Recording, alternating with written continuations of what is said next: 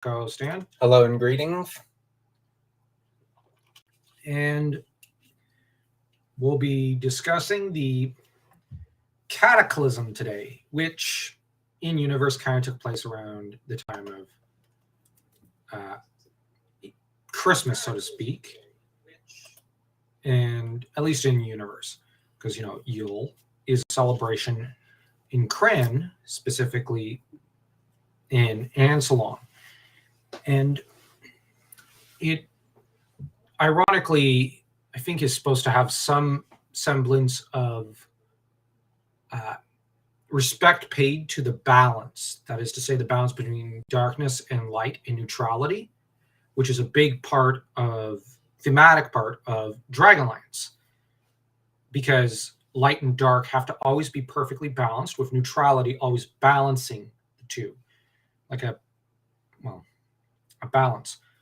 And the trouble was that in the last Dragon's War between the forces of darkness and light, when Huma completely smashed the armies of darkness and Takhisis herself in the final battle, this kind of restored the balance for a brief time, but then you had the rise of Istar, which utterly smashed it again to pieces because Istar became too powerful. They were of the light, but they were too powerful. In marked contrast to previous eras when it was the darkness that kind of shook the balance. And today we're also going to discuss some of the events leading up to the Great Cataclysm that turned Dragonlance essentially into a post-apocalyptic world. Now, the Cataclysm, as we know it, mostly takes place in a few short stories, so a few anthologies, and in Time of the Twins, the first book of the Legends trilogy, a remarkable book, which has the Cataclysm as a backdrop to the events involving Chrysania, Raceland, and Caramon. And you have the King Priest trilogy, which is one of the best written fantasy stories of all times, and a political drama which is in some ways almost incomparable. And while there are parts that could have been shortened and others stretched out, there is almost no drama in a fantasy universe quite like the Fall of Istar, the King Priest trilogy. I would argue the Fall of Numenor is far less shocking than this event. Now, I'm gonna admit Numenor's fall. Here, I'm just gonna do this. All right, there. Because I just noticed the camera is a little weird. The Fall of Numenor is a big event, but it's had a lot of build-up towards it. Yeah, Istar kind of had this, especially in 118 PC, pre-Cataclysm, when the King Priest, or the then reigning King Priest, declared that Istar has manifest virtue, which is a bit of a... Now, the Americans and the ancient Romans often proclaimed themselves to have manifest destiny. That is to say, that America and Rome before it often claimed that they had a manifest destiny to go out and excel or conquer or whatever. But the idea behind the manifest virtue of the King Priest is that Istar and its people are naturally more virtuous than every other nation, more virtuous than all other people. So they have to wipe out all people they don't approve of and who don't agree with their virtue. And they have to force every other nation and peoples to align with their values and their virtue. They rapidly became the most bloodthirsty country to an extent. But the thing is, this formal proclamation, it's not like they suddenly got the idea in their heads one day to the next that they had manifest virtue. Arguably, for the last few centuries leading up to the declaration by the King Priest of manifest virtue, they've already had this concept in the back of their brain saying, I'm more virtuous. I'm better than like Tom, Dick, and Harry over there. I'm far more virtuous than, say, the Solamnic Knights, who are typically a very virtuous people. They're basically chivalric knights. I'm more virtuous than the white robes in the Sorcerer's Tower. And the white robes were typically pretty decent individuals. They're not like the white robes are generally a laissez-faire people who they don't generally cause problems. They don't cause wars. They generally prefer to negotiate. They're basically the Jedi in a way. But it was white robe and even red robe policy for the most part to kind of tackle Istar with the attitude, okay, we'll leave them alone and we'll see what happens. It was the black robes basically saying, I don't think this is a good idea. This won't end well. Because, they're kind of hunting us down, and that's the canary in the coal mines. And now they weren't immediately hunting the black robes, but over time they took to hunting them down. And the red robes then began to feel the heat and began to say,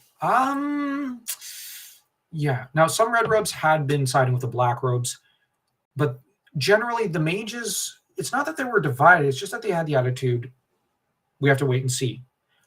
Even the black robes for a few centuries were like, let's wait and see. But eventually the black robes were the ones saying, manifest virtue, not a good idea. But the thing, because the ones who'd be on the receiving end of manifest virtue would be those of darkness. Hence the black robes of darkness would kind of take the attitude, yeah, we're the target. And then it would spill into the red robes and then into the white robes. Yep. Because you can't have magic casters or those heathens. Well, it's because now at the start, the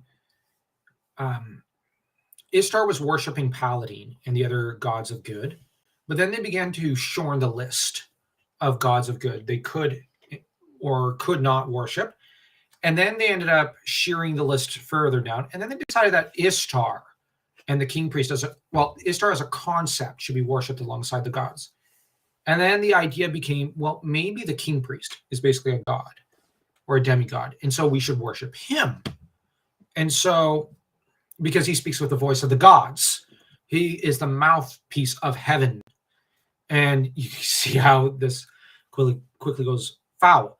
Now, that said, the original rulers of Istar were kings. Then when they were driven out by the clerical caste, they were, the one who chased them out ended up crowned king priest. And, he's the top guy in the church. Istar at first seeped its influence into some of the other countries. Not like they did have conflict with the Sylvanesti, but like places like the Solamnics, they basically said we're priest. So how about you be the knights, we be the priests. But then they began to say, oh no, you can't do that, Sir Knight. The Solamnic Knight. Okay, what can I do? Well, you're supposed to worship this way. Okay, can I worship? No, it has to be our way. And so they began saying, you got to rewrite the measure and the oath and the measure, because, you got to conform. And the trouble is, the Solamnic Knight said, sure. They kept saying, okay, sure, we'll go along with it. Well, you do speak with the mouth of God, essentially, or the mouth of the gods. And this just led to Istar just making increasing demands till the Solamnic Knights couldn't keep up. And so in every part of the continent, Istar spread its influence like a tentacle. And their manifest virtue was appreciated by almost all peoples. And it ultimately led to them eventually declaring creatures of darkness, such as ogres and goblins, to be not unworthy of life. And so it was every person's duty to destroy them.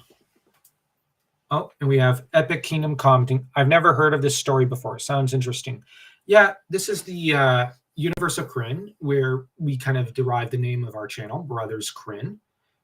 And it's the franchise Dragonlance. It was a popular 80s and even 90s fantasy universe, mostly from, I think, the flyover states in the north of the U.S. So It was derived from D&D, and then eventually it kind of, you had Margaret McMahon who were to write an entire universe essentially and come up with a setting for a game, and then they wrote novels for it, and from there it exploded. But the idea was that where, for example, Middle Earth takes place 3,000 years, like the events of Lord of the Rings, 3,000 years or so to 4,000 years after the fall of Numenor. The events of the main series of Dragonlance, that is to say, the Chronicles and the Legends, takes place 300 years later. So it's much closer. And the characters often talk of, oh, well, things used to be better before the Cataclysm. Now we live in a dark age, because they're living in a dark age. It's like the fall of Rome, except brought up to 1,000. And so, things are so much worse. And the trouble is, think of it as if, to an extent, Numenor had won to a large extent, then fallen, and then you had Sauron who basically won before he ultimately just kind of disappeared off the face of the map to an extent. Well, you did have a Sauron in Feast on Tantalus who then accidentally blew himself up after he was on the verge of a major conquest 100 years after the fall of Istar. So the thing is, this event just completely turned Krynn from or at least Ancelon, from a prosperous, almost not exactly idyllic, but wealthy enough fantasy world. They were on their way to probably like a golden age, to just post-apocalyptic. Like nothing's good. Nothing good is ever happening in the next 300 years. And it's nothing but war, death, plague, famine, and destruction. And so that it's just like the stories that end happily out of, like, they did a good job with this. Like in a few anthologies where you have like 100 stories, you have maybe one or two which have happy endings. The rest are all bleak and depressing. And this is the whole idea behind the Fall of Istar. So yeah, you say I'll have to look into it. Yeah, if you look up Dragons of Autumn Twilight, I think you could find it on Kindle for $1 or $2 on Amazon. So but if you want to buy the actual book, you can buy it for like, I think $5 to $8 American. Along with Dragons of Winter Night and Spring Dawning, it's a really good series. Start with those. We have a video all about reading order for Dragonlance, so you can check that out, where we kind of give you advice on where to go. But yeah, the trouble is, what was also demoralizing for the people after the Cataclysm is that psychologically, to an extent, it took place during Yule, Christmas. So essentially, around the time of Christmas and New Year's, like the apocalypse happens, so that people afterwards are kind of looking at this holiday and going, remember when, half the planet was blown up? Do you have to mention that? Yeah. Oh. And the funny thing is, though, Istar, like with their manifest virtue, which is on full display in the King Priest trilogy, one of the, like I said, best written stuff ever. It like you just get the sense of a society that's like, holy mac, they are so violent and ruthless and self-righteous. Like almost even the peasants are like, yeah, we're better. So what costs, let's say, a guy over in Slamnia three pieces of, let's say, coin. Well, if you're buying from, now we have the right to demand a third of the to pay you 1 coin. But when you buy stuff from us, we can raise the price to like 15. They kind of had this mindset with the outside world. And the trouble was, the outside world agreed to it. Like, even the Sylvanesti elves were like, whatever you say, man, we'll agree. So this kind of inflated the Istarian sense of self-importance. And the difference is Numenor got where it was through military might and military virtue, and kind of saying we're the biggest, superpower on the block, which Numenor was. And like, hey, when you beat up a Maiar like Sauron once or twice, you kind of have the right to act arrogant and pithy with people. But the trouble was Istar, while they did win a few good military victories, they also lost a few, like against the Kender. The Kender actually beat them in a war and forced them to sign terms with the Kender. That's embarrassing. And knowing the Kender, they probably borrowed the Istarian copy of the treaty. But, well, the thing is, the Kender, contrary to the stereotype, are very good military folk. Because their entire country is countryside. They almost don't have a single city. And the other trouble is that they go around traveling and discovering how every other military works. So they come home and report that, and they know how everyone else functions. Because somebody, like, because Uncle Tringer once went there, and so his cousins have to go there. And, you know, they then explore the region and how everything works, and then they report it back. And they're also good at finding hidden passages and sewage routes into cities, so that doesn't help. It's like Taff, his primary hobby is map making. Oh, yeah. Now, that said, the thing with Istar, though, they did get to where they are for a pretty robust military, which, let's be honest, was impressive. But they don't age like Numenorians. They don't have a lot of the perks of Numenor. And so some of the kind of sucking up some of the other nations did is a little surprising. And it does come off as, wait, seriously? Like, if you look at the Solamnic Knights, they could probably curb stomp the government of Istar. But they won't. They're like, oh, no, we can't fight them. Why? They're going to excommunicate us. We don't want that. And this threat of excommunication terrified terrified many of the nations of Ancelon, far more than it terrified Christendom in the medieval world.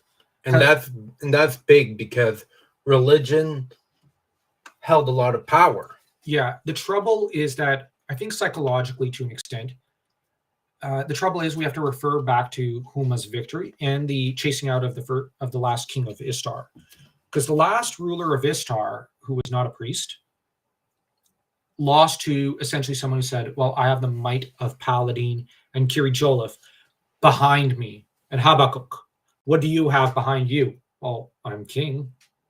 And then the king proceeded to lose the battle, so that convinced everyone, wow, these guys are, a force to look out for. And you have Epic Kingdom who says, sounds cool. Yeah, it's a very cool universe. The difference is that, and you also have the victory of Huma over Takhisis. Psychologically, what did that convince everyone? Oh, okay, so religion's the way to go. Because the thing that Huma did before he defeated Takhisis was he essentially did the Paladin helped me out here. And Paladin then helped him, and he easily curb stomped Takhisis, essentially the devil, or the Morgoth of the Dragonlance universe. Like, this is basically Morgoth losing to a mortal. So this kind of convinced the entirety of the world. If someone says they have the might of Paladin behind them, they probably do. Don't mess with that guy. Don't mess with that guy. But the trouble is that these priests who are going around educating every town, kind of like the maesters and septons of Westeros, or the elves in some cases in Middle-earth, these priests had a lot of education. They were like the Jesuits. But the problem is they had national loyalty to Istar.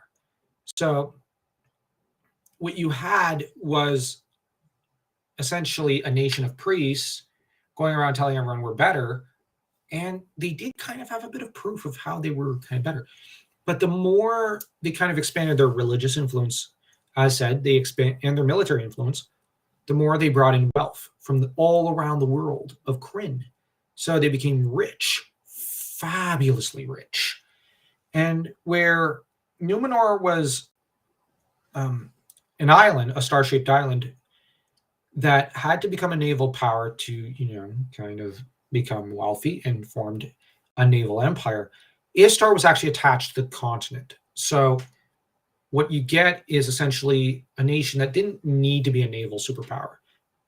But they did have a good navy. But the thing is, they're more like Rome, but the problem is they're more like a religious kind of city, like, you know what I mean?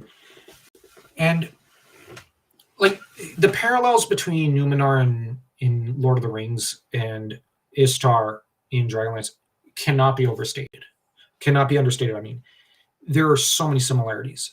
And so Istar is, but the difference is where Numenorians actually had like many physical perks to being so close to Valinor, Aman. Istar didn't have those perks, but they were clever, I think, than the Numenorians. Like, I really love Numenor, as you guys can tell.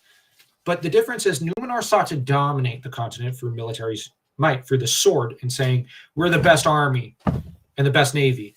You play by our rules. Istar kind of said, okay, we have won quite a few wars. We've done pretty good. How about we instead show that the pen is mightier than the sword? And we say, oh, yes, we won some wars. Yes. We're in conflict with this nation. How about instead we send priests over there and say, listen, would you rather fight us or would you rather enjoy the benefits of trade? The gods want you to trade with us. And the people would then go, well, I don't know. Can we at least educate your sons? Sure. And your daughters? Okay, sure. And so, these other countries began receiving the benefit of Istarian education. But then, the next generation over the course of centuries began to feel more loyalty to Istar. And yeah, even the elves ended up culturally kind of assimilated by Istar to an extent, which is shocking because like you wouldn't expect long-lived elves who live for centuries, sometimes millennia, to essentially be culturally assimilated by a nation of men. But they were. Like, they were even more assimilated than even the Selamic Knights in some of the border regions of Istar. There's a reason why when you have such regions that don't worship their faith as much, they're far more lax, it's very easy for a foreign religion to send in some priests to slowly convert. Yeah, this is how Christianity basically got around across the centuries. Yeah, and it's also how Buddhism got into Japan around the 5th and 6th century and caused the wars of religion of that era of Japan. But then the two religions were in an on and off Cold War for the next 2-3 centuries till about the 8th century or so, when they basically coalesced and made peace at long last. But it was Emperor, I think Tenmu, who brought peace, because he basically said, let's emphasize a warrior ethos rather than a religious ethos. So Japan started to head more in the direction of militarism and a warrior society, at least in the countryside. In the capital, it became increasingly more bureaucratic. But with Istar, it kind of did something similar. But the thing is, the elves, the Sylvanesti and Qualinesti elves, the two main, elvish groups. Sylvanesti in the east, Qualinesti in the west. The Qualinesti had always had a bit of a half open border thing and half closed border. And Qualinesti was always kind of, in my opinion, the better nation and the stronger one, because they would import all the best ideas that the outside world had and refine it. And that's very important. Now, the trouble with Sylvanesti is, although Sylvanos was a good ruler, as were his immediate heirs, by the time of Kifkanan and his twin brother, Sylvanesti was starving. Sylvanesti split in two. Kifkanan founded the Qualinesti. But the Sylvanesti then began to decline. And they always had a bit of a manifest virtue ideology of their own. So that what happened was that once they and Istar agreed to certain terms, the two quickly formed a very close-knit friendship between the two nations, so that they integrated almost completely with each other to an extent. Now, King Lorak or Speaker of the Stars, I think it is, Lorak, I think it is, the ruler of At least I think it was Lorak. Sorry, I just want to make sure, because we had to shovel for about 3 hours. And my brain's not working completely right.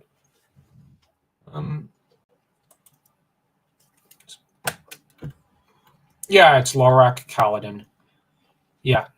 Now, Lorak was ruler of the Sylvanesti, and now he did take the Dragon Orb from Istar and brought it to Sylvanesti for safekeeping, but then later, kind of screwed that up. And yeah, Dan's just cringing and going, "You screwed that up." Yes, Joe. Master of understatement. You have the ultimate power, and you mess up. Well, the thing is, he didn't have the willpower to contain it. Well, that's an important detail to consider. And to master it. Well, because the Sylvanesti elves are like some of the elves in Tolkien's universe. They're in decline by the time of the Cataclysm and right afterwards. The ancestors, like Sylvanos, could have mastered the Dragon Orb, no problem. But his descendants didn't have the might to. They're not the elves of Sylvanos' generation. Or even, heaven forbid, Kif Kanon's generation. So you essentially have Lorak who steals this Dragon Orb, but on the other hand, Sylvanesti is completely tied in with Istar. Later, they were going to say, "You mortal men brought down the Cataclysm upon us," but really, Sylvanesti brought it down upon everyone else just as much as Istar did. But Qualinesti was kind of involved, but Qualinesti was basically turned into a vassal almost of Istar and Sylvanesti and subdued. Although that said, the then ruler, I should check the years and dates because I don't want to mess it. I don't want to mess up my lore here and mislead people because it's very important to me that I get this lore right.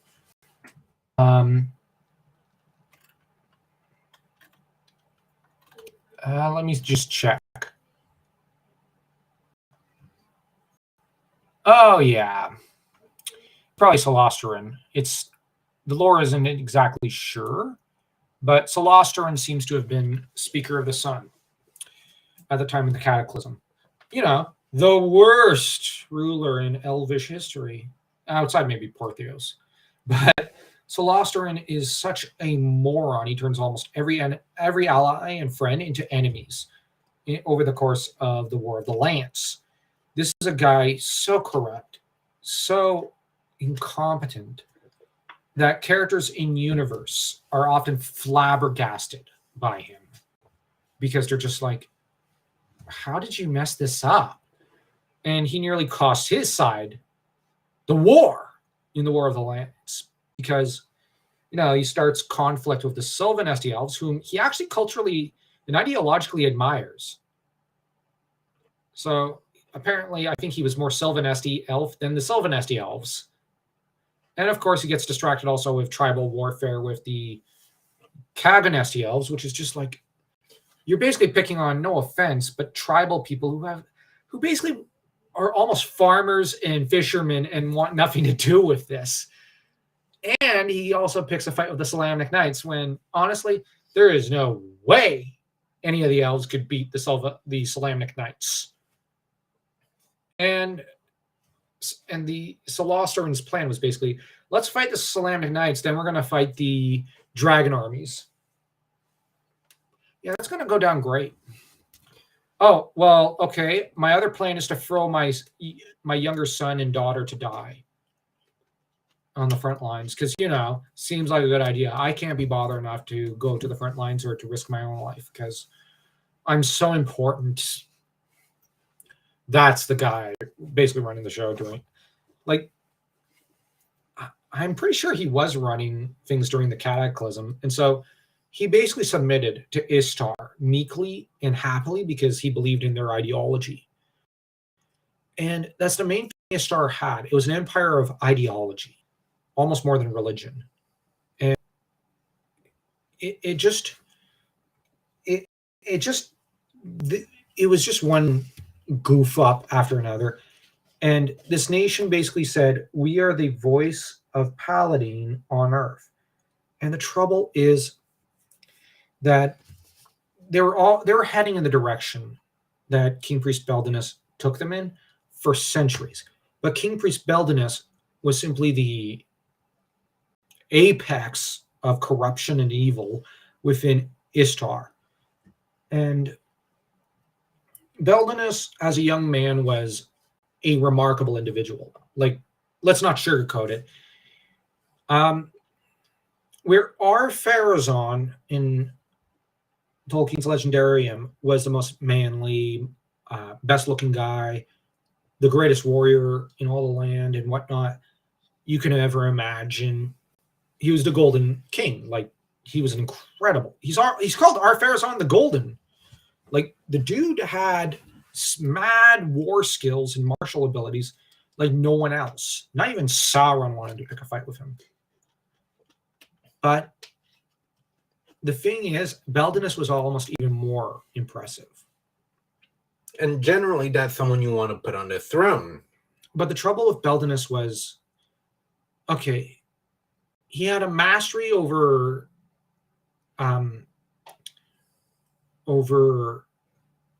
holiness, like the holy abilities and whatnot, that no one else did. And the thing is, he had a natural connection to the light that the gods of good, or the gods of light, were able to shed on the world. He had a natural connection, unlike anyone else. He was also very intelligent. Like, that's something that not many Dragonlance fans ponder too much about, is that Beldenus was incredibly, like, he was essentially a peasant's son, and like, he knew how to read and write. He knew how to read people, manipulate people, and from the very start, he wanted to become king priest. He wanted to, there was no reason he should be put on the throne, but he talked people into it. People wanted him on the throne because he was just, to take a line from Shakespeare, like a comet he was, so that, men would marvel and tell their sons, this is he. That was the psychology with Beldenus. Just like so holy that people could not even look at him because there was an aura of light and almost magic all around him. He was charismatic. Oh my gosh, he was an orator. In the actual Dragonlance universe, he is an orator like you almost wouldn't believe. He is incredibly well-spoken, incredibly cultivated, with a mastery of history that is almost unparalleled, because the king priest had to be very well educated. He became more educated after he got the position, but once he got the position, he was a voracious reader. And the problem was that he was a natural psychopath as well. He had a bloodthirst that did alarm some people, like the mages. And what he also had was a terrible fear of his own mortality. This dude was scared of death, like you wouldn't believe it. You throw in some religious ideology in there and thinking, oh, my nation's better. Yeah, but Beldenus didn't even think that. I'm better. I am Istar. And that's where things go wrong. You have a combination of people telling him how wonderful he is and great he is, because Cathan, he revived Cathan after Cathan died. Cathan, the Twiceborn. Cathan Mar Severin, the main character of the King Priest trilogy, or at least the narrator. But the Cathan, like him reviving someone, this had never been done really before, for the most part. So, because the idea of the D&D spell resurrect, not even a concept in Dragonlance for the most part. But Beldenus cast it. He reached into, I guess you could say, like the ether? The ether, Cathan's soul, and revived. Only the gods of darkness were able to bring people back, but usually as an undead, or as a wraith, or as a zombie, or a death knight, or something. But Beldenus did it with light. Like, this alarmed and shocked. Wow, we follow this guy. So they started telling him how wonderful and incredible he is. You have this as a young man, the fact that he was actually a psychopath, that, the value of human life for the most part meant nothing to him. He did like Catherine at first, but, the two then had their falling out eventually. But you had a mixture of narcissism mixed with just a total disregard for other people. So that, and you also had an ability to morally compromise in a way that is such a slippery slope. And you have things like, for example, Istar wanted to ban slavery at one point. They were like, oh, this is horrible. But then they decided, you know what, maybe some slavery is okay. And okay, well, we got to close the Colosseum. But, there's money to be made off that. Well, nobody likes too much blood. Okay, how's this? We stick like blunt weapons in. But then we're going to take, every once in a while, we're going to take one guy's blunt weapon out and put an actual sharpened steel sword in there, just to shake things up, so that there was bloodshed every once in a while. And Beldenus profited, but he's willing to morally compromise like that, and he doesn't care. And you have things like this, and instead of criticizing him or holding their leader to account, the people of Istar cheered it on because, bread and circuses. And Beldenus could just continuously get away with this. And people never held him to account. And it has to do with the fact that they worshipped him. He was a god on earth. And it is such a bone-chilling trilogy, because you see how someone can fall from what should be morality. If anything, a lot of his story is a very much a reflection of, say, Caligula or Commodus. I was just thinking that. From Roman history. Or maybe even Nero. Well, yeah, to an extent. He was a performer, Beldenus, but a massive performer. But I'd argue more in the mold of Commodus. Because the thing is, Beldenus pushed for the purging of evil creatures. That is to say, creatures like ogres, goblins, trolls, everything under the sun that was not man or elf or something. He was to shear the list of gods you could worship from our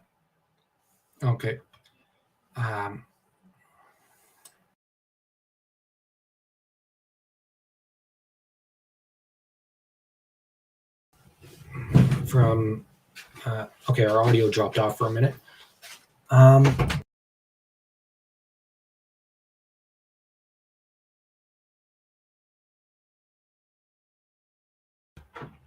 There, I did again. Okay, anyways. It is the... Okay.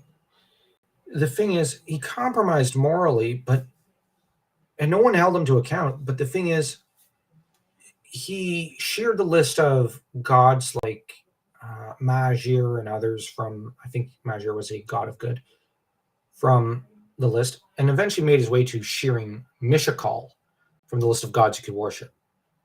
And that's wow. When the goddess of healing doesn't even make it the cut, or Solinari, it's my gosh, Solinari could not even measure up to the list of gods that are permissible. And the thing is, when it came time for the conflict with the mages, by then Beldenus was well and truly, he had well and truly fallen. He was not the man he once was. Well, was supposed to be, I should say. And, he kind of caused trouble, and the mages fought back briefly, but then agreed to abandon all their towers and retreat to Wayreth, where they were to try to consolidate what they had left. That said, the thing is, with the Tower of Palanthas, for its part, Palanthas had a single guy who jumped off one of the higher towers, one of the upper floors, to his death on the fence, so that he pierced himself, and said only the master of past and present may enter.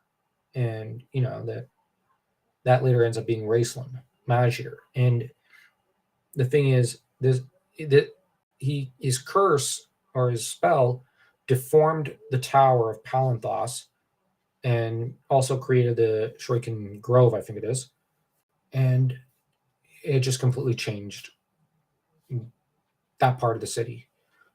That said, the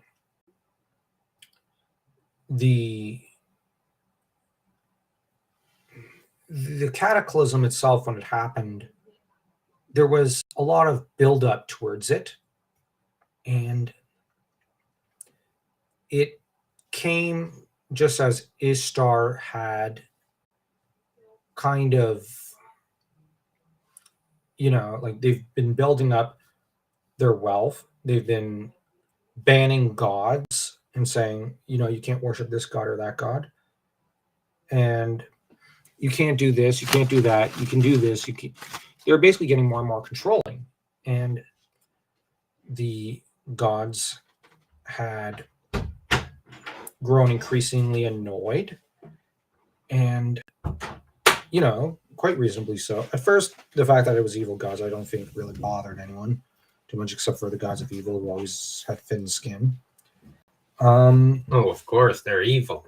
Yeah, that said, after a while, the gods of neutrality were banned, and that's when all the gods began going, okay, there's a problem here. We have a serious issue here. Because, for example, gods of knowledge are generally neutral. Yeah, in Dragonlance. And Istar would have none of it. And so, things broke down, at least without Istar quite realizing that they were losing support. And this led to several warnings.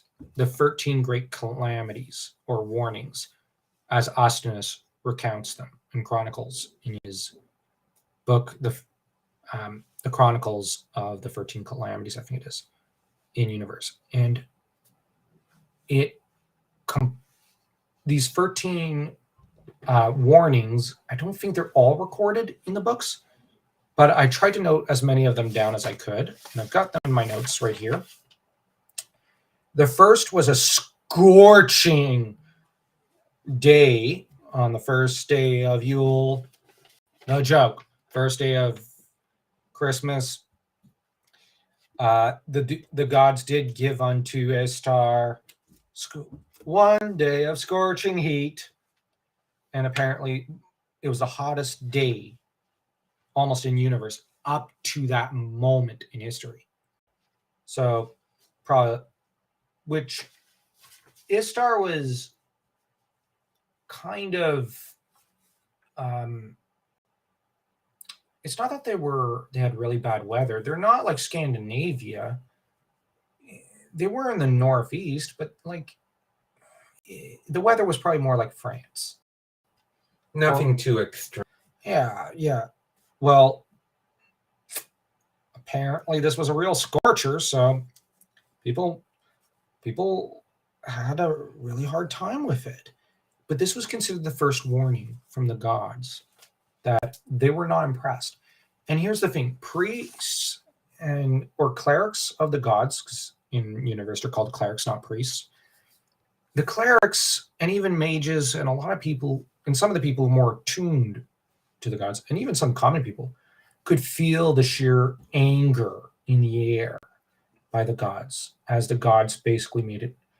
Like, apparently they could almost metaphysically feel this pressure. So it wasn't just your, oh, it's so hot heat wave. It was, oh, it's so hot. We feel some form of pressure Yeah. that's unnatural. And priests, for example, could feel the presence, the very, very angry presence of their gods. And apparently, it was not just simply the gods of darkness getting angry, like Dekisus, Sargonus, and others. It was gods like Gillian and Lunitari and other gods of neutrality, Gillian of all gods, who never gets angry, is a bit of a, laissez-faire guy. He's fairly relaxed in a few books. He even, he's like a great big granddad in universe, at least in the Feast and Dantalus Reborn novel. And he was angry. You have Paladin and the other gods of good. The fact that Paladin was enraged and his wrath could be felt should tell people quite a bit about how tense Istar was in those days. And then you had the second sign, which was all the most pious and genuinely good clerics who could still do miracles. I say miracles, but like they could wield the power of their gods. They were good people. Some were in the countryside of Istar, like the main nation, because Istar had become a superpower so that everyone was part of the Istarian Empire. But the heartland, like even the priests in the country, the clerics in the countryside, disappeared.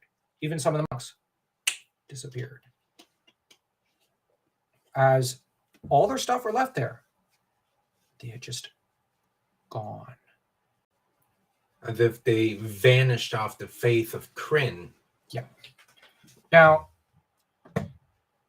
by this time, now Istar only had done one thing to try to respect the balance. In hindsight, I just remembered this detail, which is very important. Feast and Dantalus, the Lich Lord, and the main Lich of Dragonlance, was the greatest force of darkness in Krynn history outside the gods of darkness. Istar decided to form an alliance with him, thinking that maybe they need to balance out. They do need some sort of balance. But why not have the Lich Lord, the greatest sorcerer around? And you know what? It angers the mages of the Order of Sorcery. Now, the Order of Sorcery did, however, warn the King Priest. Be very careful. You're dealing with a literal devil to an extent. And Istar laughed in the face and said, whatever. To an extent, they don't actually have a scene where they do that, but they kind of went, yeah, whatever. Like, we need to listen to you. And Feast and Dantalus, but for some reason, Beldenus did not mind having him around at court. No, don't go to the black robes who are willing to play ball. You go to the one who's infamous for being a sicko and for sucking the life force out of people and all but devouring people, body and soul. Mostly he would, I think, transfer he'd devour your soul and get your life force, possibly even your body, for himself. Yeah, that guy. That guy sounds legit. He sounds like a good guy. Like, he meets the standards of manifest virtue. I think that it was that Beldenus, in a way, felt a kinship with this man because Beldenus is a sicko, and Feast and Dantalus was as well. They have very similar tastes and outlooks on the world. But funny enough, Beldenus was more evil than Feast and Dantalus. Feast and Dantalus, while a brilliant rogue and a conniving monster, he's like in the short story where it shows an alternate universe where Beldenus won. Beldenus is way sicker than Feast and Dantalus. Now, that said, Beldenus, though, did not suspect Feast and Dantalus too much. But Beldenus reacted to these signs and omens with fear. Now, he was always afraid for his life and a coward at his core. But now he began to project more of his aura so that people began to worship him more and more. Basically, this aura is an active part of him. Like it's a force. Most of his light-based abilities, he doesn't really use any healing anymore. He mostly just flashes this light and just, people are blinded and can't see past this light, so that people are seeing a bit of the shadow. He doesn't cast a shadow, so to speak, so much as he casts light. So they're seeing this light and thinking that he truly is virtuous and good. But for example, when Chrysania, a much more genuine and perfect cleric than Beldenus, is made to look through this aura, past this wall, so to speak, because of Raceland, she sees a cowardly man with thinning hair, I think it is, and just who's constantly looking about, fearful, and just hot, and just looking at everyone with paranoia and almost hatred and anger and fear. Like, don't hurt me, don't hurt me. He just twitched. So, and he also looks like someone who hasn't slept in days. So you just have this guy who's basically a nervous wreck. He's scared of sleep to an extent because he's scared someone's going to assassinate him. He's scared of everyone. He doesn't trust anyone. He's not healthy, like mentally or by any stretch of the imagination. And he was already a sick individual, a sick man with very peculiar tastes and whatnot. And then all of his messengers, all of those that he sends off to spread the word, they just vanish. No, they didn't vanish. They made it. No, like, you misunderstood me. I said the clerics disappeared, not messengers. Like, not all the clerics disappeared. It's like, okay, it's the most pious clerics to the gods, not to Istar. He still has most of the clergy with him. All the entire clergy, the entire infrastructure is intact. It's just the most insignificant and unimportant people, and a few others disappear. Like it. Okay. Let's say he's got a clerical staff of 500,000 people, or like 5 million. Actually, I'm just using rough numbers. About let's say about 100,000 disappeared. Like that. Now, his staff are going, where did those people go? Well, Beldenus didn't even notice. He didn't even know they existed. If I understand this correctly, let's consider the Pope. He has his cardinals. Suddenly, all the priests just disappears. Not all the priests. No. Like, probably 5% of the priests disappear.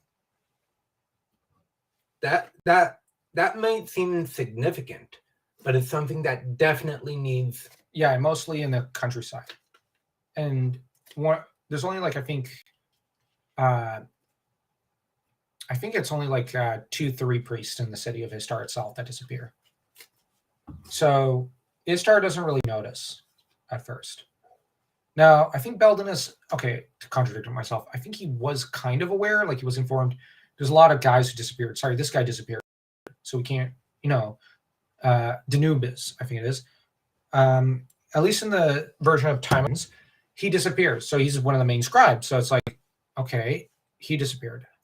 Do we have someone else? Well, we'll have to send someone to the monastery just a few miles down the road. Okay, can you call him in? Oh, yeah, sure. And then a few hours later, the guy arrives and, he attends to Danubis' duties. And it's like, all right, we got Danubis' replacement. Should we bring in a few more? Yeah, sure, why not? Like, they don't even notice Danubis almost. They do, but they don't. Like, they're like, isn't it weird that he disappeared? Yeah, he didn't have any political enemies. What's up with that? But Beldenus interpreted that as somebody's going to come after me. But here's the thing. Not everyone thought of these people who disappeared in terms of they're the most pious. They just thought they were the most boring or the most countryside hickish, or just, it was mostly low-ranking people, not high-ranking officials. Almost no, it's like if no bishop, archbishop, or cardinal disappeared. So do they immediately notice that like 3 to 5% of the clergy disappear? over in, let's say, northern France or over in Ireland or Canada? No, they're not even going to notice. So this event, this omen, was essentially the gods rescuing the guys worth saving. But the king priest, like, hardly noticed within Istar. Now, the true clerics all disappeared from the continent. Now, what's interesting is in the other lands, like Solamnia, Palanthos, Abanasinia, Qualinesi, they disappeared there too. Those people immediately noticed and went, "OMG! All my clerics are gone. What the heck?" And the elves would, the elves and the Solamnic Knights, they'd be more like, they'd notice that a lot more because an aspect of their piety. Now, that said, in Istar, they didn't notice to an extent. Goes to show how corrupt their priesthood was. So, yeah, glad we cleared that. I probably resulted from my not explaining things properly earlier. Because you haven't read the King Priest trilogy or Time of the Twins, so it's not on you. That was on me. I should have explained it better. And my mentality by messenger is like messenger of the deity. You've got your yeah, but the thing is, but Beldenus didn't really fully notice because he's not exactly connected with reality. He's living in his own world, and like no one knows what's going on between his ears. Even the gods don't even fully grasp what's going on between his ears. That's how loopy he was. Yeah, well, it also comes with the fact that he's an insomniac because he's so scared. And that's not going to do wonders to his mental state. No, you're right. You're very right, Dan. You're more the psychologist, and it's like, imagine being told since you're a teenager, you are God's you are God on earth. You are the most important, impressive, godlike man to have ever lived. You're greater than greater than like Jesus. What would that do to your brain? It would give a bit of megalomania. Yeah. And I couldn't help but think, him being friends with Feast and Dauntless, that would be like Caligula inviting Oda Nobunaga to his court. Essentially.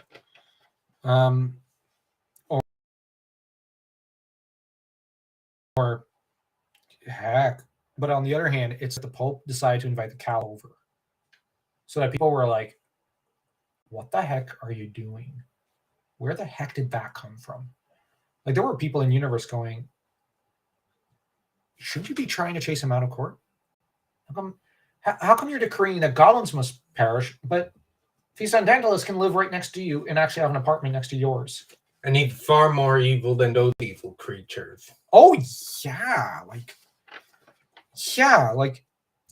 You look at it, even Goldgrin, one of the most villainous guys in the Ogre Titan series, he's like, in the Minotaur trilogy, he's like, oh yeah, there's a law I will never go to. You have like some of the some of the characters in these Minotaur and Ogre Titan stories aren't exactly heroic, but they're like, there's a law we won't go to. You have goblins. There's a law I won't even go to. And you have and of course you've got with the king priest, it's like, well, Feast on Dauntless, it's like there's no law for him. Like, no joke, some of the stuff he does, it's just shivers your skin. So that like you can kind of understand why like Flint and Sturm don't like mages. Because when they often use Feast on Dauntless, I think, as an example of proof that mages aren't exactly all that great, which, yeah, no, I may be I think I was accused a while back of being a bit of a Raceland stan, and I'm like, yeah, I guess to an extent, but like, when I think of Feast on Dauntless, I kind of go, Sturm and Flint may have a good point. They're entirely right that one should probably be careful around some mages. in universe. And the next sign was green skies. Now, the heat from the other day came back with reinforcements, a bigger heat wave with green skies. The skies went from being blue to green all of a sudden, and the air is stifling and people have a hard time breathing. So first off, you have scorching to the point where you might get third-degree burns in the sun, Essentially. and your crops are withering. Yep. And then all the priests are disappearing. All the priests that are helping soothe and that are good people. That are good people. That are helping patch things up, making sure, okay, let me cool down. They vanish. And now you get that heat back. So, and the god's fury is even more apparent now. Like where before, okay, for the most part, it was like the priest and the mages that could feel it. Now everybody's almost feeling it. It's like, oh my gosh, almost, not quite, but it's like you just have so much anger on the part of the gods. You have the next few signs, which are, I think it's, let me check, because I wrote it down right here, page 363 of Time of the Twins. Let me just check. Okay, yeah, it's Sylvanesti. Now, Lorak was to claim that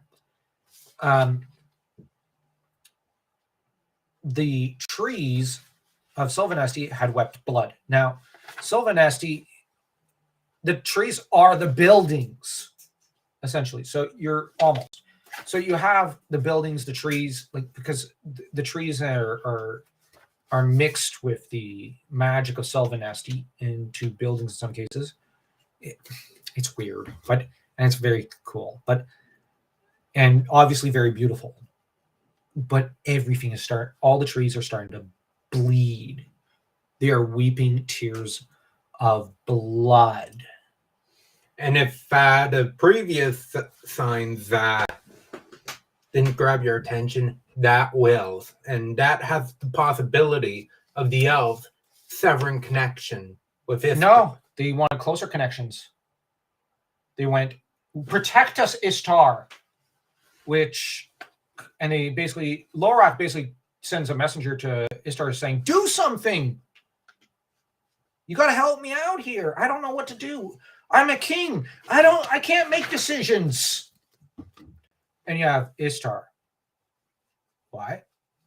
But then you have the other sign. They receive at the same time news from Palanthas saying, we have a fog so thick, nobody can go outside.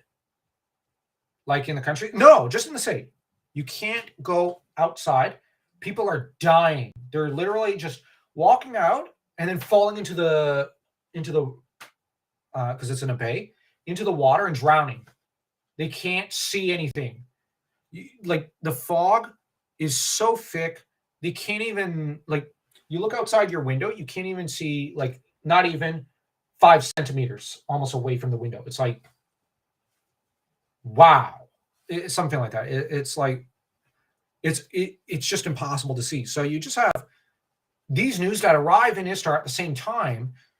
And of course, you have Istar that decides, well, the king priest basically says, this is a sign that the gods of darkness want to dethrone Istar and are wanting to wage a war with us. This is their fault. We need to triple down on what we've been doing previously. Actually, we now need to have a discussion about the worship of Paladin and whether or not it's worthy of being worshipped by us. Essentially, that's what they start to go in the direction of. And Paladin says, this is an attack by the gods of darkness against me personally. It's proof that Paladin is too weak to protect us and from them and to fight back. And this enrages the gods. But the worst part is you have the people of Istar. Sounds about right. No, you actually have the people of the heartland of Istar going, sounds about right. Yeah. It's like, you need to worship me now. Yeah, okay. Wait, you mean you weren't already God? Oh, let us promote you. We want your statues above all others. Essentially, like their reaction is to step up the worship of Beldenus, the king priest of Istar, and it just like it is insane. They're just in denial, but they are trying to do the same thing over and over again and expecting a different result. It's remarkable. Sorry if I like. I love this part of the story, but I'm also like, it's remarkable. At least the Pharaoh in the Bible, in the story of Moses, at least he eventually got the clue to say, okay, I'm not, okay, let them go. I just noticed the mic's covering your face again. Sorry. Pardon me. Yeah. So, yeah, like the Pharaoh, at least he was like, okay, I'm going to cut my losses at this point because it's not worth it at this point. I mean, it's really not worth it. Yeah. And you've got, but heck, let's be honest, like any other character in fiction to an extent would go, okay, this isn't worth it. This isn't working. And yet, Istar's not even, there's not even any doubt in their minds. They're like, oh yeah, we got to cling even harder to manifest virtue. It's insanity. Yeah, it is. The next sign is a series of storms that prevent anyone from being able to sleep. They are booming loud and incessant throughout the night in particular. So that the city of Istar especially does not sleep anymore. And between the heat and that storm, there's going to be a lot of humidity. Oh yeah. Malaria is rampant. But you know what Istar decides? While there are gale winds tearing things apart and storms like you wouldn't believe, how about the games? Maybe what we need is a good bloody show. Now the gods had already, even the gods of darkness are basically going, no, to the Colosseum at this point. They're like, no, we don't want that. Change course. So you basically have all the gods going, do not do that. And you've got Istar, so do that. The fact that you have all of the gods of good and evil, people like Tachesis and Paladin, on the same page. Well, no. Tachesis is on Tachesis' page. She's hoping to push things onwards so that the gods will get angry and throw a fit. She wants that and needs that so that she could use Istar as a link between the abyss and the mortal realm. She's hoping to use this. She's not genuinely all that angry. She's just actually almost laughing with mirth and going, perfect, my plans are going perfectly. Well, she's a little angry, but she's like, okay, I just need to move this pawn here. She's still trying to do her usual thing. But the other gods of darkness are going, enough of this. Yeah, like when Sargonis and Paladin are on the same page, like, what the heck's going on? You know when things have gotten bad. Mm-hmm. Now, this sign is also taken as a sign that, time to triple down even more. And yeah. So the reaction from the gods is one of pure rage. Now, there's a ritual that Beldenus was taught by Fistandantilus, wherein he'd be able to seize godhood. I don't think it would have ever worked. Now, I know there's that alternate universe story, but that's non-canon. Like, the thing is, I think Beldenus was always sabotaged by Fistandantilus. But Fistandantilus quickly... now, while everyone is basically going, okay, what do we do? Fistandantilus was basically activating a time spell to transport himself 100 years later. He's like, okay, peace out, losers. I could read the room, so... Yeah, he could feel the rage of the gods. Raceland, when he takes over the role of Fistandantilus, basically does this. But when it comes time to stand before the gods, so to speak, or at least when Paladin appears in the Istarian version of the Hagia Sophia, on not exactly on the ceiling, but like, when he appears before the king priest of Istar, the king priest who had imagined himself as the king of the gods, directing them and enslaving Paladin, fumbles for his words, and then realizing, that he has pushed the gods too far. To borrow from the actual text, he says, "I'm sorry." No, wait, well, we'll read first. Beldenus dropped to his knees, cutting them on the broken glass. Paladin's scream was as solid as any fist, smashing him down and pressing him lower and lower. At last, unable to bear the pressure any longer, he flung himself onto the floor, weeping. The Mikaram fell from his head. That is to say, the Mikaram, basically like his papal hat. His mitra, I think it is. His light faltered. "I'm sorry," he sobbed. "Palado Kalib, forgive me." And the response from Paladin is, well, it's because I have it in ebook format. No. And Paladin apparently had come to hate him, which, when Paladin, who forgives all insults, forgives, and forgives. Like, how many times did he forgive Takhisis for trying to destroy him or destroy his children? He forgave her at every turn of the way because, you know what? Oh, come on. Takhisis is going to Takhisis. But here he could not forgive Beldenus. I think at this point he had read what was in the heart of Beldenus.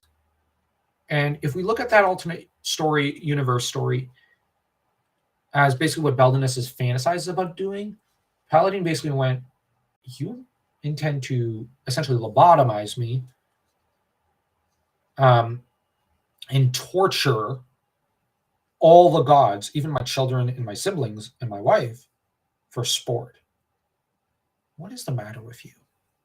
And so he could not forgive. And so the gods basically reacted rather moderately and chucked a meteor at Ansalon, or at Istar specifically, in action that had immediate results. Now, this was, I think, 13 days after Yule. And so I think it could be that it was on the 13th day of Yule, which is to say, I think that'd be like, what, Boxing Day or Christmas? It's one or the other. I can't remember. But this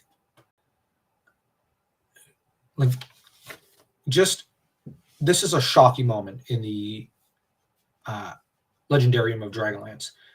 This is a moment unlike any other.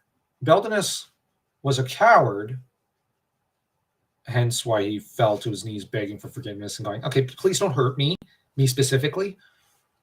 I didn't know any better." When he obviously did. He didn't want to take any responsibility. But the trouble was he had dragged down all of Istar with him. And not just Istar, but parts of Ansalon. And Cathan Mar-Severin, the main character of that trilogy of the King Priest, had loved Beldenus, had protected him and shielded him and believed in him, and loved him like a brother. Cathan, who had saved the discs of Mishakal and was urged by representatives of the gods, by clerics, true clerics, to save himself, would not. Cathan made for Istar and decided that he would perish with the people of Istar to an extent. He was one of the last great heroes of that era, of that age. And so when the meteor hits Istar, the continent is broken. We're going to get into what happened after that. Urgoth was torn from the continent and ripped into two islands. Urgoth had once been one of the most powerful empires. The equivalent of something like Rome or Mesopotamia or something. Like, they were just such an incomparable empire.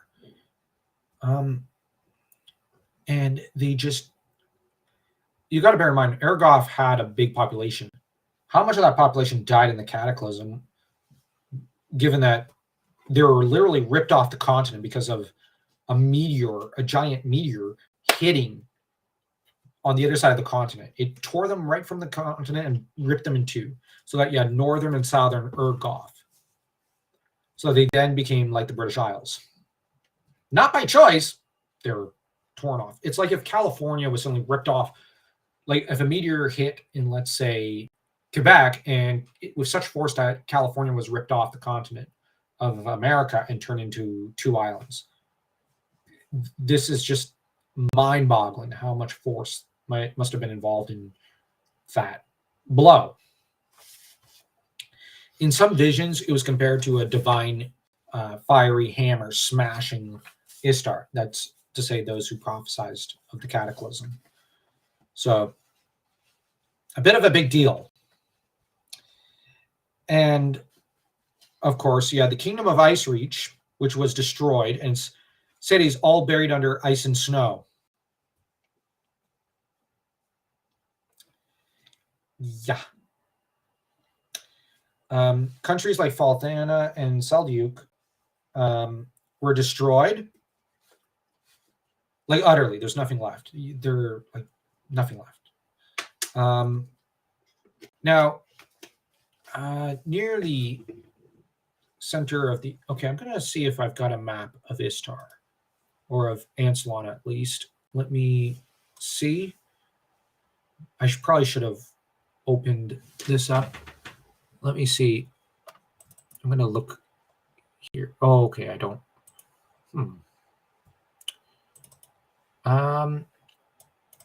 All right, well, I'll use the post-Cataclysm map. Because why not? Oh, no. Go away, Nortons. All right, share screen, application windows. All right, let's go. All right. Okay, where are you? Yeah.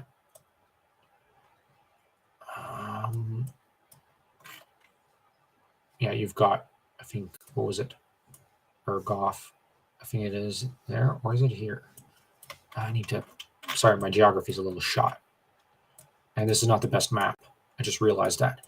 All right, well, yeah, Istar was over here in this area. And now it's like, look at it. It's just, there's nothing left. Like, well, there's a few isles here and there, but like, look at the heartland, the blood sea of Istar, it said, because so much blood was shed when the fiery mountain, so to speak, or the meteor smashed into Istar. You know, it said that Istar is still bleeding 300 years later. You've got, you know, like a sea created here.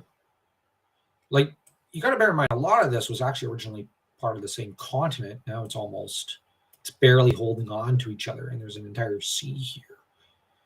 Like, this is just the most traumatic moment in the world of Krynn, or of Ansalon. Oh, right, new coast, because this was not originally a coast, but now it is. Like, a lot of what's between some of these places that were not originally seas, well, there were people there. And you've got, of course, a young gent called Lord Soth, who tried to stop the Cataclysm, to warn of the incoming peril. In return, he would be forgiven by the gods. But he was stopped by 3 elven maidens who told him his wife was being adulterous. And so, filled with rage, he turned around to go home and murder her. But, you know, instead, she didn't die by his hand, but basically shrieked, what are you doing? You were supposed to rescue your soul. And she perished. And Soth was to die and turn into a death knight. And the three maidens, elf maidens, were cursed to become banshees who would constantly shriek to him a great song, terrible song, of his sins and how he had failed and of all that he had lost for the next 300 years. So at least he's got his own minstrels. He's got his own orchestra right behind him.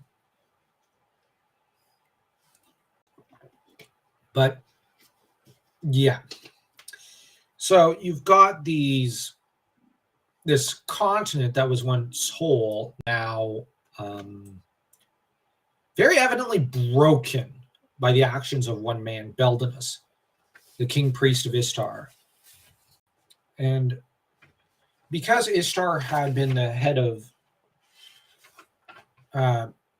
in charge of all, well, they had, commercially bound they basically bound everyone together.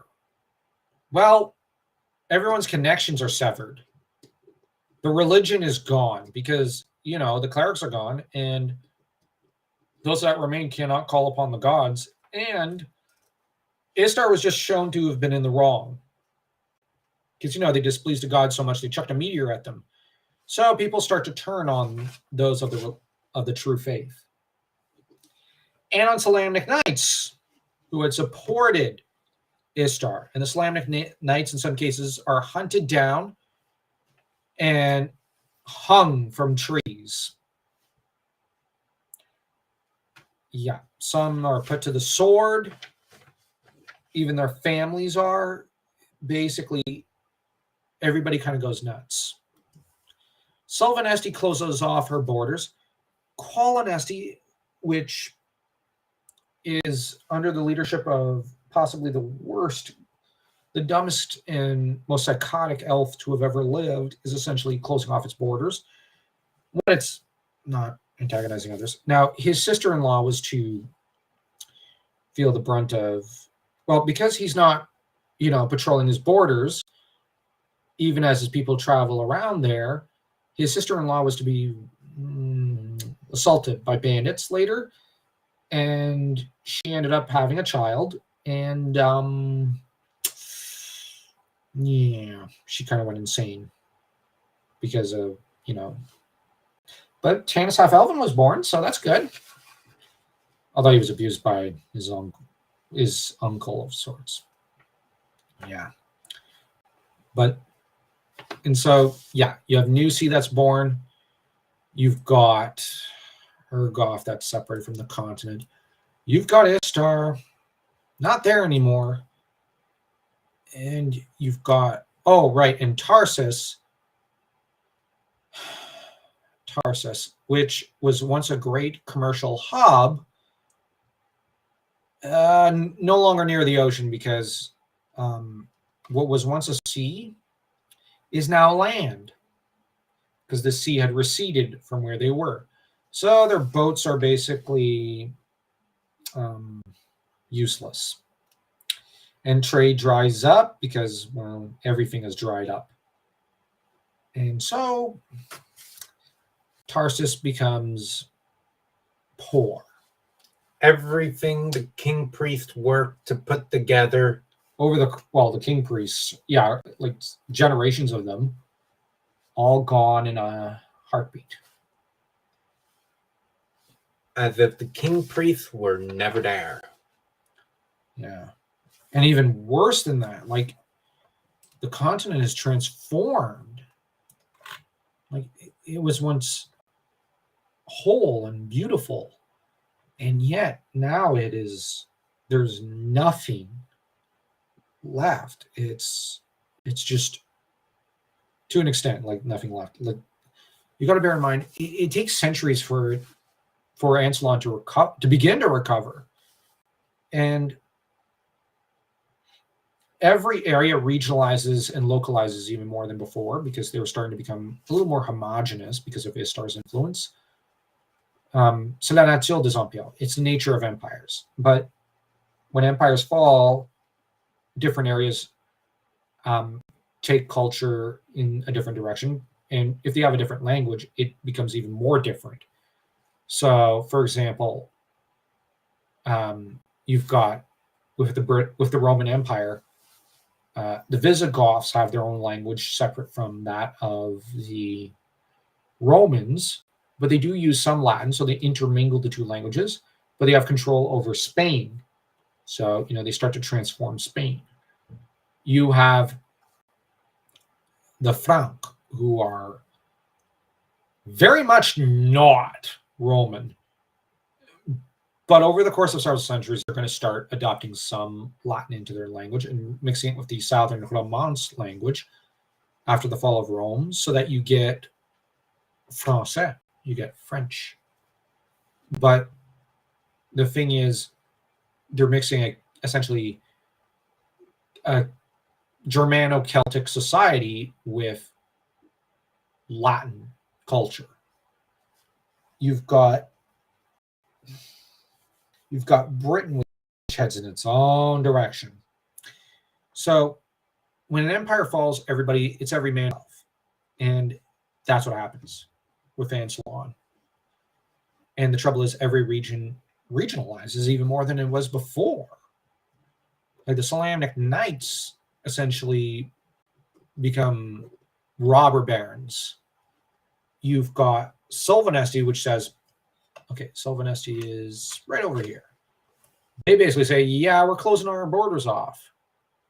Enough of you guys. And the Qualinesti under Solosteron, well, not all the Qualinesti, but Solosterons and Lorac start pointing the finger at all of humanity and saying, this is you guys' fault. This is your fault. We're victims. We were against a king priest, even though Solosteron and Lorac were major supporters, and even said, yeah, do it, man. Oh gosh, you're going to be the best god ever, to Beldenus. Yeah, but they ended up profiting politically within their own realms, because they basically said, oh yeah, we were just playing that. We were always against him. And this kind of serves to appease their people to an extent. But the difference is some of the Qualinesti characters are a little more outspoken in their criticism, so that Solosteron's saying, yeah, it wasn't me. It was those guys. I was always against it. Doesn't really, he can say it 1,000 times, but do even his kids to an extent believe him?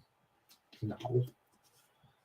To an extent. Some of them, they do kind of believe him, like Portheos, but you look at Gilthanas and Laurana, they kind of take the attitude, okay, Dad. They're aware of their father's shortcomings. Even Tanis is like, come on, man. Actually, Tanis, to his credit, lays out a lot of criticism about the Qualinesti elves and Solosteron, how he kind of handled Istar in the Cataclysm, because he handled it in the worst possible ways. As to the Sylvanesti,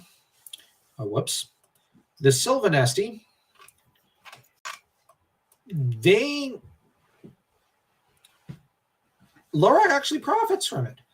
The difference is that you have a very collectivist society in Sylvanesti and a bit more of an individualistic society in Qualinesti.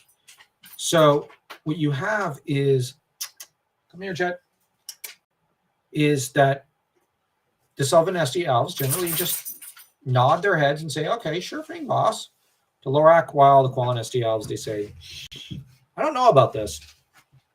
Sort of. I think that's the differences. Now, Hannah Starbreeze, the daughter of Lorac, and Princess of Sylvanesti, is prone to defending her father. Very much so. While with Solosteron, Laurana and Gilthanas kind of, even they're kind of like, really, Dad? To an extent. They don't always agree with their dad's policies.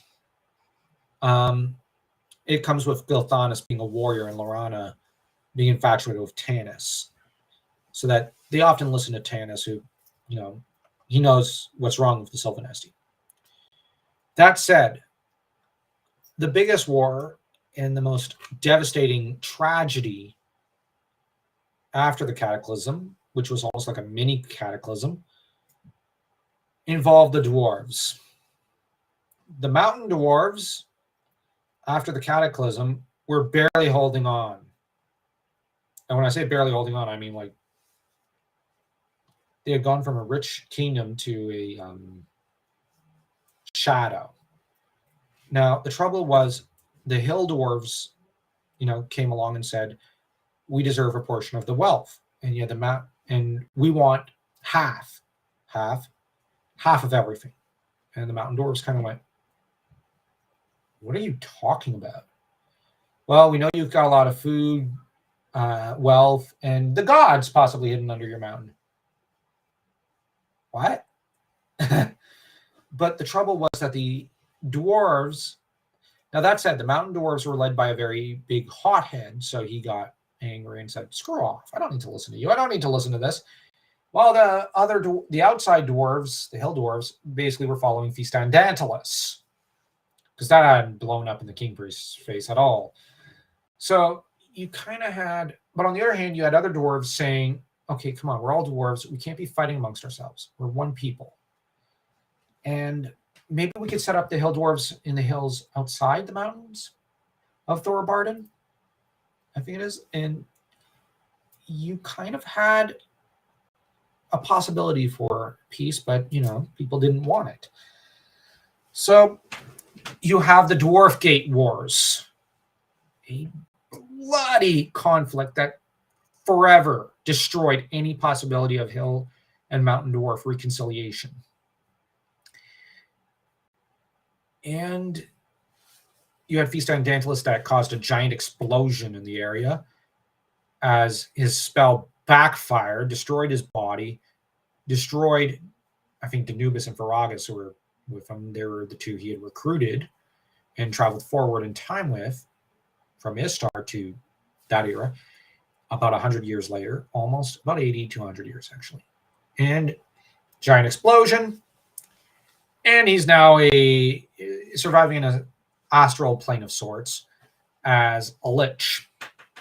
Or I think in later D&D terms, it's a demi-lich. But yeah, this was just a catastrophe as well. And the thing is, this caused the mountain dwarves, who I think lost their king that day, to just go, okay, we're closing the gate and we're not coming out. Except to occasionally fire, but we're really not liking the idea of coming out. And you have the hill dwarves. You're not going to come out? No. After all, men just got blown up and disintegrated. Scaredy cats. And you have the hill dwarves who took to their hills in exile and passed down from father to son hatred for the mountain dwarves. The mountain dwarves, for their part, would not open their gates until the War of the Lance, when the Hammer of Karis, I think it is, was rediscovered and given over to them by the Heroes of the Lance, led by Tanis, Stern Brightblade. But of course, the guy who formally gave it and took credit for the gift was Elistan, though he did nothing. And it was actually Tanis and the others who had discovered it and returned it. I'm not slamming Elistan. I'm just saying he was basically playing ambassador. He didn't actually do anything. He just basically was the guy who said, give me the hammer. Okay, thank you. Here you go. Physically. Like, he's basically the guy transferring it.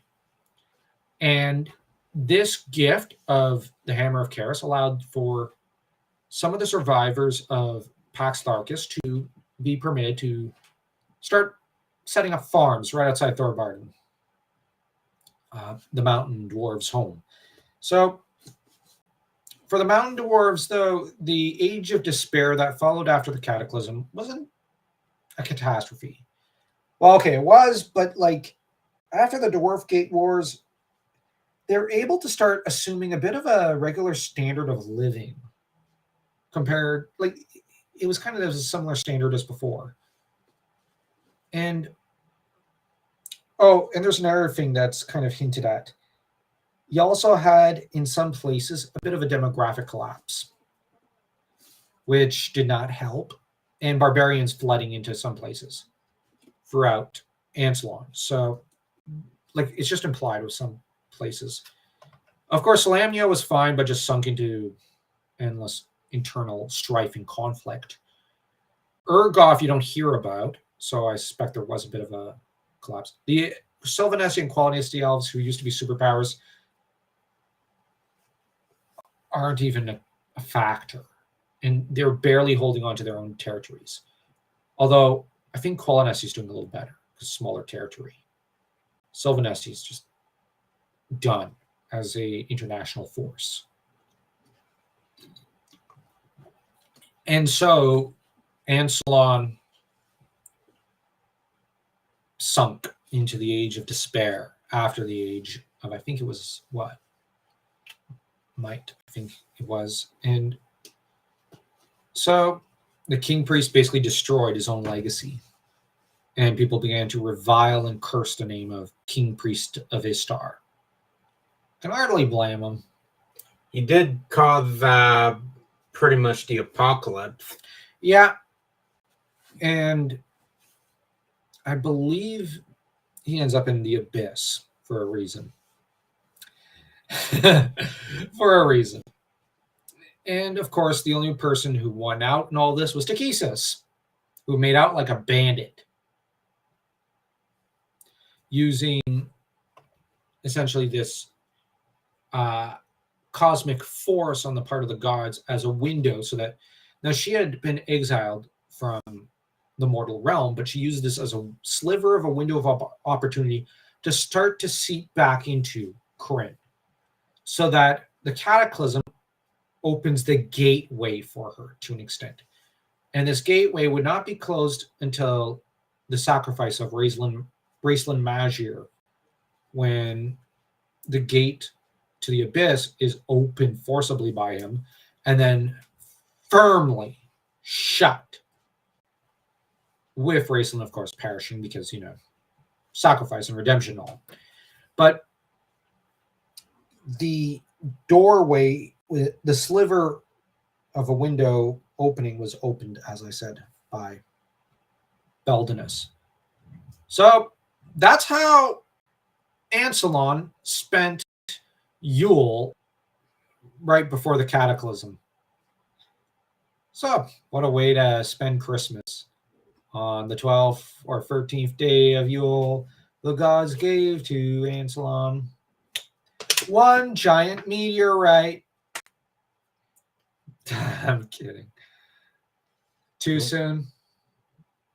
I don't know. Might be too late. Yeah. Considering one cataclysm. Like, what was it? It's like and a partridge and a pear tree. No, I was gonna say, like, I was gonna do the countdown of a bunch of blood tears from the trees, a thick fog, what was it? Green suffocating skies. A bunch of clerics disappearing, and one day of heat, and a partridge in a pear tree. Might as well. Yeah. Sorry. I'm not very good at inventing songs, but that was my best shot. So, yeah. Hope you all enjoyed this stream. We didn't get too many comments. So, hope you all do well and have a very Merry Christmas, or Happy Yuletide, or Happy Holidays, or whatever. And don't forget to smash that like and that subscribe button, as though you were the gods flinging a meteor at it, as smashing that button really does help us immensely. And we are trying to grow the channel, and we're almost at 1,000, and we need your help to do it. So until next time,